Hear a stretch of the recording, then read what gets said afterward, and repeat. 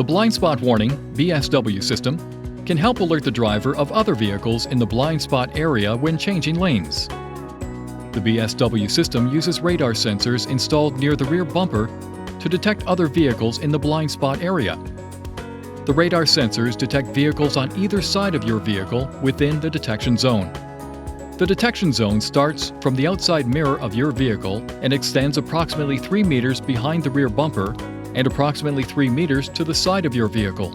The BSW system operates above approximately 32 kilometers per hour. If the radar sensors detect a vehicle in the detection zone, one of the side indicator lights located on the outside mirrors will illuminate. If the turn signal is then activated, the system chimes twice and the side indicator light flashes. The blind spot indicator light continues to flash until vehicles move out of the detection zone. There may be instances when you want to turn the BSW system off.